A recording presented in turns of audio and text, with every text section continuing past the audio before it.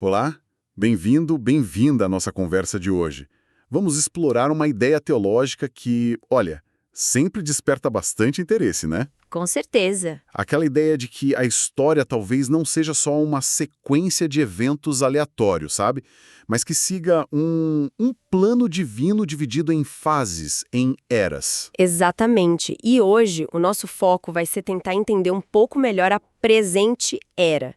Quer dizer, o tempo em que a gente está vivendo agora. Certo. E para isso, a gente vai se basear na análise de um trecho do Manual de Escatologia do Dwight Pentecost. É um material bem denso, né? Que estuda os eventos futuros. Sim. E como, dentro dessa linha de pensamento, Deus estaria revelando o seu plano ao longo do tempo. Legal. Então, a nossa missão aqui é investigar como essa visão teológica específica enxerga o nosso tempo, o agora, dentro desse quadro maior de Deus, né? Uhum. Falando dessas eras, dos mistérios que seriam revelados agora e do que realmente caracteriza essa presente era. Perfeito. E para começar, acho que a gente precisa entender a base dessa visão. É o que chamam de dispensacionalismo. Dispensacionalismo, ok. A ideia central é que Deus administra, digamos assim, seu plano para o mundo através de diferentes períodos de tempo, dispensações ou eras, né? Cada uma com um jeito próprio, com propósitos específicos. Ah, então não é uma coisa só, linear. São como etapas diferentes na relação de Deus com a gente, com a humanidade. Isso mesmo. Tem um teólogo, o Schaffer, que o Pentecoste cita. Ele diz que o segredo é identificar essas etapas, sabe?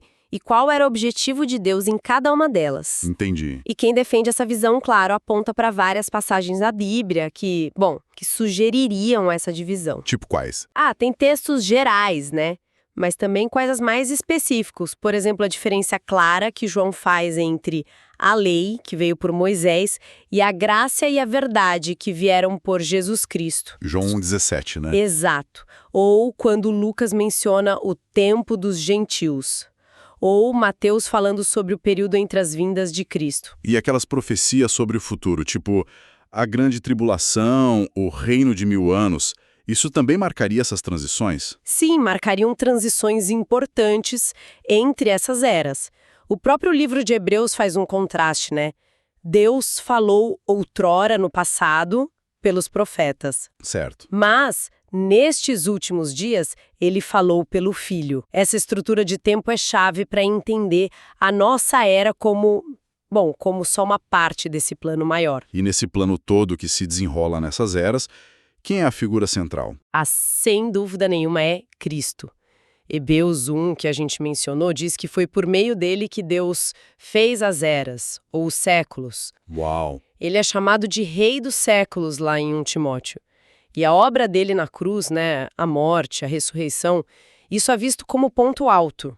O evento para onde tudo antes apontava e de onde a nossa era depende. Então, ele não é só importante em uma era, ele é o eixo que conecta todas elas. Precisamente. A ideia é que o plano de Deus para salvar, para redimir, já existia antes mesmo do tempo começar, sabe? Antes das eras. Exato, antes das eras. Textos como 1 Coríntios 2, Tito 1 falam disso. As eras seriam, então, os palcos onde Deus vai mostrando pouco a pouco esse plano centrado em Cristo. Para a gente aprofundar um pouco mais, o texto analisa a palavra grega para era, né? Aion. O que ela significa exatamente? Boa pergunta. Aion, ela tem a ver fundamentalmente com tempo. Tempo. Pode ser um período bem longo, uma geração, uma época histórica, ou até mesmo a eternidade. É diferente de cosmos, que geralmente é o mundo físico, o universo criado. Ah, tá. Cosmos é o espaço, Eon é o tempo, mais ou menos isso? É uma boa forma de simplificar, sim. Eon tem a ver com a dimensão temporal do mundo. E ela é usada de jeitos diferentes na Bíblia. Sim, e aí que está o ponto crucial que o Pentecoste levanta. Eon pode ser usada para falar da eternidade, né? Pelos séculos dos séculos. Sim, direto. Mas também pode se referir a períodos específicos da ação de Deus. Eras passadas, a era presente e a era que ainda vai vir. E aí que a coisa fica interessante. E talvez um pouco confusa. O texto alerta para isso, né? Muito. É um alerta super importante. A mesma expressão tipo presente era pode ter significados diferentes dependendo de quem está falando e para quem. Como assim? Olha só, quando Jesus está falando nos evangelhos, o público principal dele ali é Israel, certo? Certo. Então, para eles, a presente era seria o tempo antes da chegada do reino messiânico que eles tanto esperavam. E a era vindoura seria o próprio reino messiânico chegando. Ah, faz sentido. O tempo deles versus o tempo do Messias. Isso. Só que aí, quando você vai para as cartas de Paulo, por exemplo, ele está escrevendo para a igreja, que já existe depois da vinda de Cristo. Aí o contexto muda. Totalmente. Para Paulo, a presente era é este período agora, entre a primeira vinda de Cristo, quando ele foi rejeitado por Israel, e a segunda vinda dele. É o tempo da igreja. E era vindoura para Paulo? Aí pode ser o reino futuro na terra, ou já a eternidade. Depende um pouco do contexto da passagem. Mas o ponto é, se você não percebe essa mudança de referência, Israel nos evangelhos, igreja nas epístolas, dá para fazer uma salada de fruta na interpretação profética. Nossa, é verdade. Uma armadilha fácil de cair. Com certeza. E essa presente era, vista pela ótica de Paulo, da igreja. Como ela é descrita? O tom parece ser bem diferente do que Israel esperava, né? É bem diferente, sim. O texto do Pentecostes ressalta que a descrição é, bastante negativa, na verdade. Negativa. Lá em Gálatas, Paulo chama de presente século mau. Em 2 Coríntios, ele fala de Satanás como o Deus deste século. Pesado. Efésios associa essa era às trevas espirituais. E Tito fala da necessidade de renunciar à impiedade e às paixões mundanas que são características deste tempo. Então, se a era anterior era de espera e a futura é de realização plena, essa nossa era é vista mais como um campo de batalha espiritual. É bem essa perspectiva que o texto apresenta. E ele até lista algumas características que fariam desta era algo único, sabe? Diferente de todas as outras. São pontos bem marcantes mesmo. E quais seriam os principais? Vamos desempacotar isso. Bom, o primeiro é quase óbvio, né? Cristo não é mais só esperado. Ele veio, morreu, ressuscitou, está glorificado. Isso muda tudo. Claro. Outro ponto fundamental, o Espírito Santo. Antes, ele vinha sobre pessoas específicas para tarefas específicas. Agora, segundo essa visão, ele habita permanentemente em todos os que creem em Cristo. Isso muda completamente a dinâmica da relação com Deus, né? Totalmente. Além disso, a salvação que a gente anuncia agora é completa, realizada. Não é só uma promessa futura. A revelação de Deus em Cristo é tida como final, completa. E como a gente falou, essa era tem uma característica de ser especialmente má, perversa, por causa da oposição direta a Cristo que não existia antes. Entendi. E o que acontece com Israel nesse meio tempo, durante essa era? Olha, esse é um ponto central e distintivo dessa teologia dispensacionalista. Israel, como nação, embora ainda seja herdeira das promessas, claro, estaria temporariamente posta de lado. Meio que em stand-by no programa principal de Deus durante esta era. Posta de lado, como assim? As promessas específicas da aliança de Deus com a nação de Israel, tipo terra, reino davídico, elas não estariam se cumprindo agora. Ficariam aguardando uma era futura para se concretizarem. Entendi. Nossa, isso realmente define bem os contornos dessa época. Se o plano com Israel está meio que em pausa, qual seria então o propósito principal de Deus para essa nossa era atual? Boa pergunta. O texto argumenta que Deus iniciou um programa novo, algo que não está detalhado assim explicitamente no Antigo Testamento, que é a formação da igreja. A igreja. Sim, ele cita Atos 15, quando Tiago fala que Deus estava visitando os gentios, os não-judeus, a fim de constituir dentre eles um povo para o seu nome. Esse povo para o seu nome seria a igreja, então, formada por judeus e gentios que creem em Cristo. Exatamente. A igreja é descrita de várias formas, né? Corpo de Cristo, noiva de Cristo, ramos na videira, templo espiritual. O propósito central desta era seria chamar, reunir e edificar esse corpo espiritual. E para quê? Qual o objetivo final disso tudo? Por que formar a igreja justamente nesta era? A passagem-chave que o texto usa é Efésios 2,7. Diz que é para mostrar, nos séculos vindouros, a suprema riqueza da sua graça. Para mostrar a graça de Deus. Exato.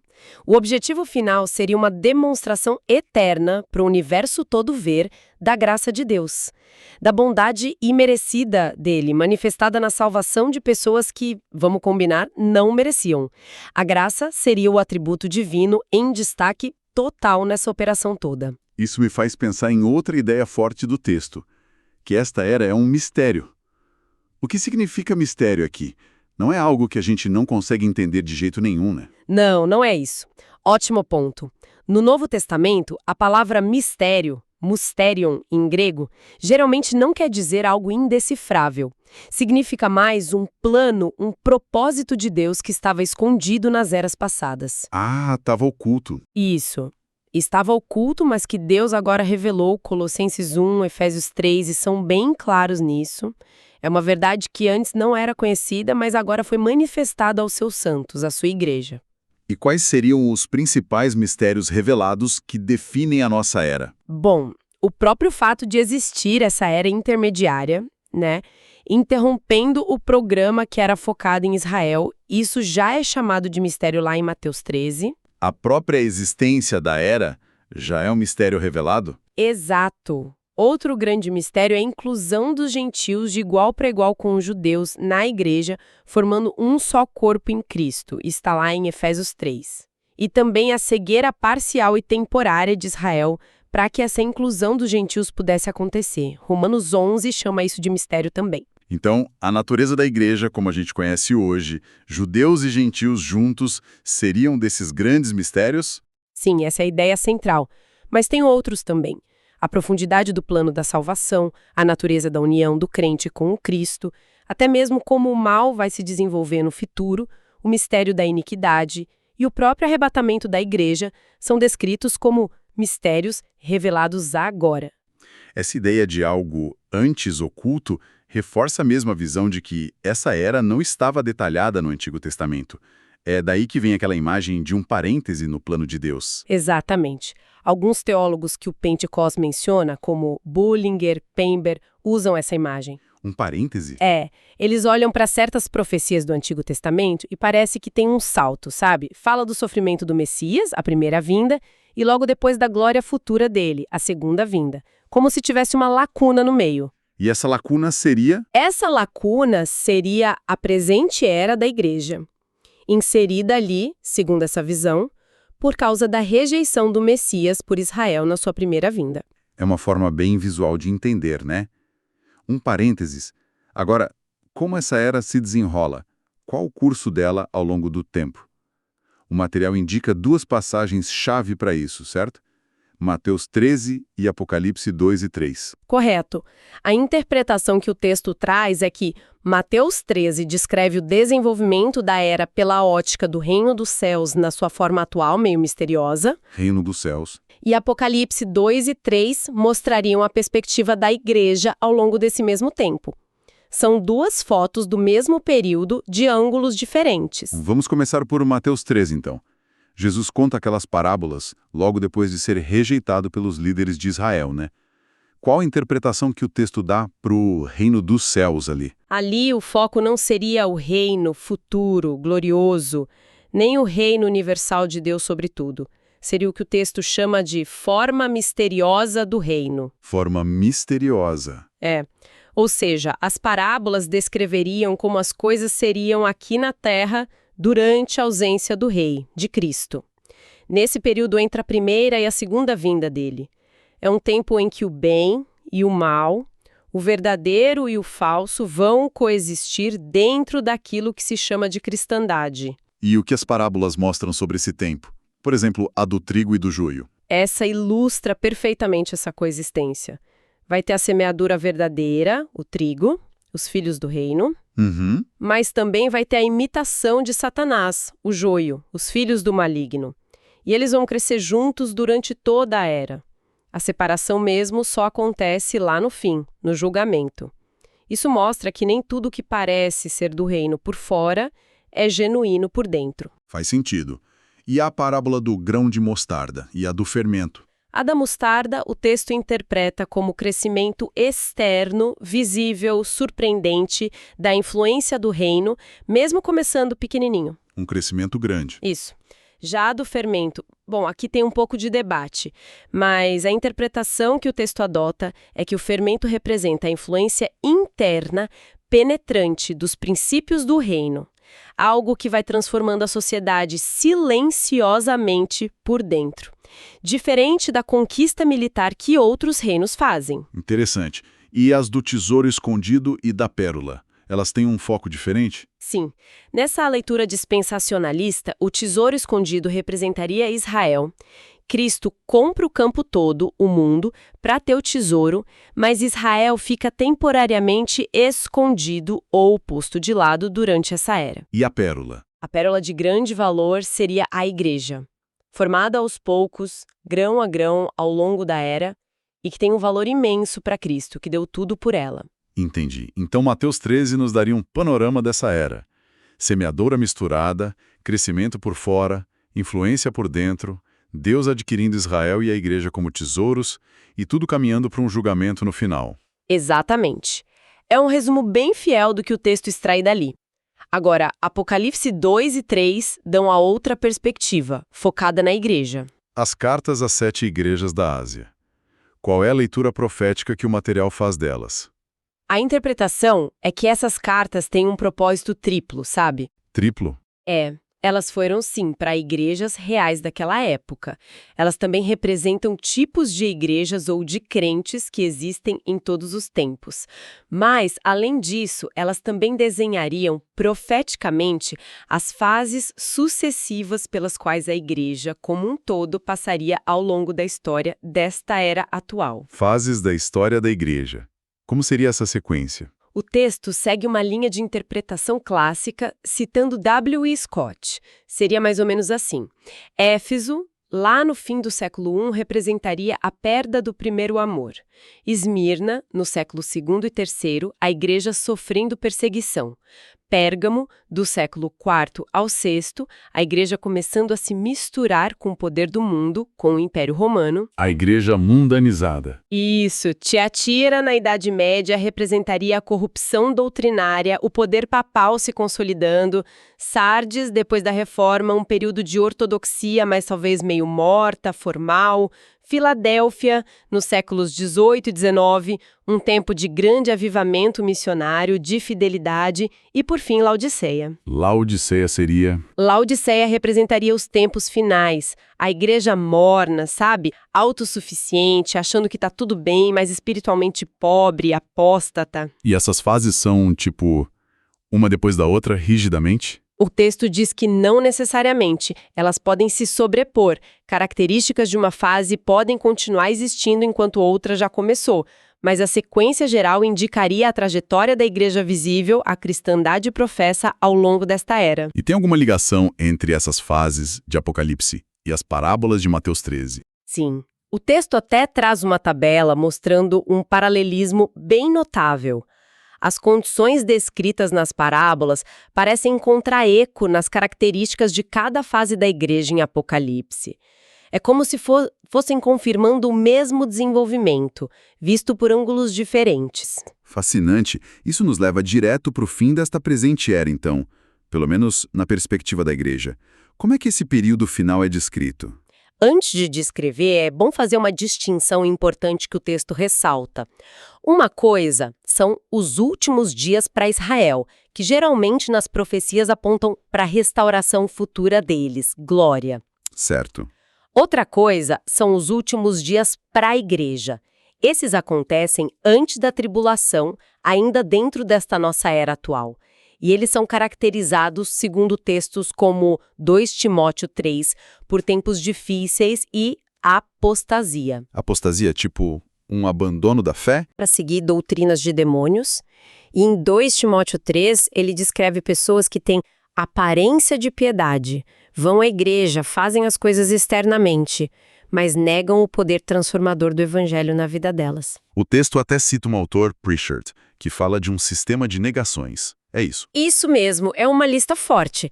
Negação de Deus como ele é, negação de Cristo como único Salvador, negação da volta dele, negação da fé bíblica, da sã doutrina, negação da necessidade de viver uma vida separada do mundo, negação da moralidade bíblica, da autoridade de Deus.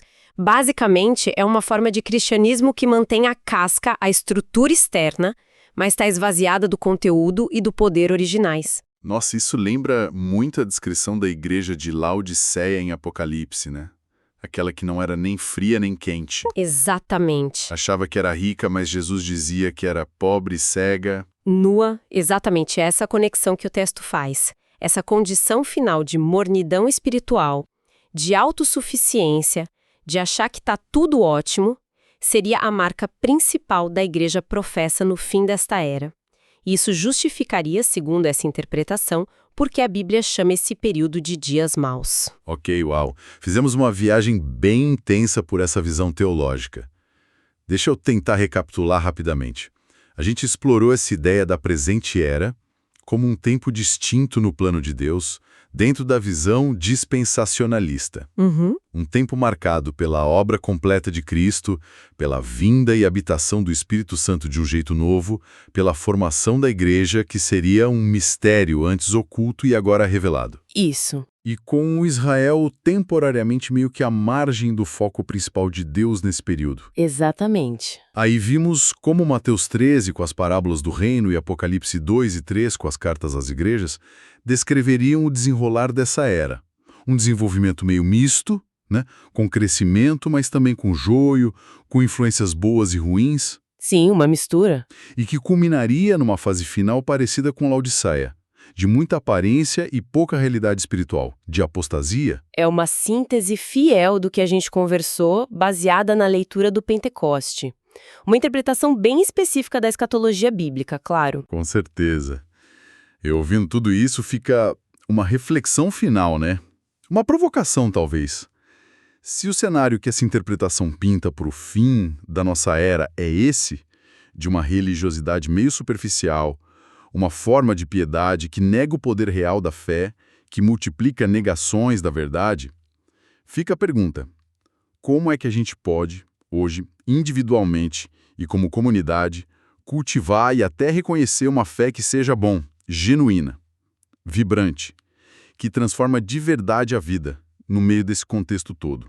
É uma pergunta que ecoa forte, né? Especialmente nos nossos dias. Fica pra gente pensar. Fica para pensar mesmo. Bom, por hoje é isso. A gente encerra por aqui. Nos encontramos na próxima semana para mais uma conversa. Com certeza. Que a bênção de Deus esteja com todos os ouvintes. Até lá!